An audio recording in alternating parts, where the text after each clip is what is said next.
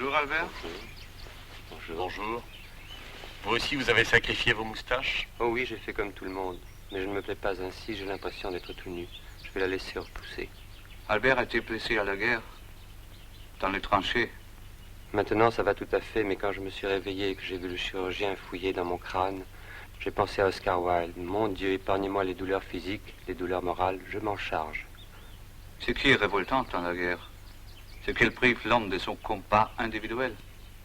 Oui, c'est vrai, mais je crois qu'il peut quand même, en marge de la guerre, mener la sienne. Je pense à cet artilleur que j'ai connu à l'hôpital. En revenant de permission, il a rencontré une jeune fille dans le train. Ils se sont parlé entre Nice et Marseille. En sautant sur le quai de la gare, elle lui a donné son adresse. Eh bien, pendant 2 ans, tous les jours, il lui a écrit frénétiquement depuis les tranchées, sur du papier d'emballage, la lueur des bougies, même quand les obus pleuvaient, des lettres de plus en plus intimes.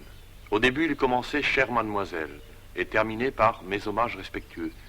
À la 3e lettre, il l'appelait « Ma petite fée » et lui demandait une photographie. Puis ce fut « Ma fée adorable ». Puis « Je vous baise les mains ». Puis « Je vous baise le front ».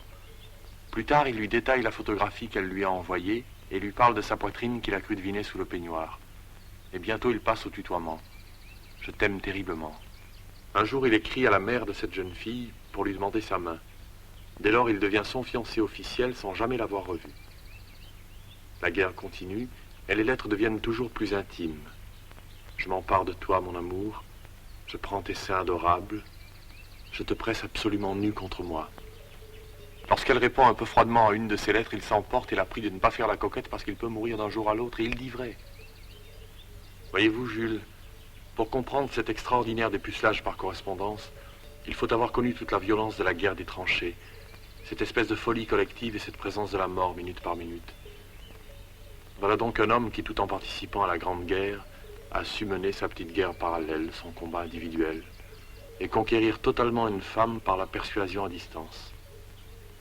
Quand il est arrivé à l'hôpital, il était comme vous, blessé à la tête, mais il n'a pas eu votre chance. Il est mort après la trépanation, la veille même de l'armistice. Dans sa dernière lettre à sa fiancée inconnue, il écrivait « Tes seins sont les seuls obus que j'aime. » Je vous montrerai une série de photos que j'ai de lui. En les regardant vite, on croit le voir bouger. C'est une belle histoire.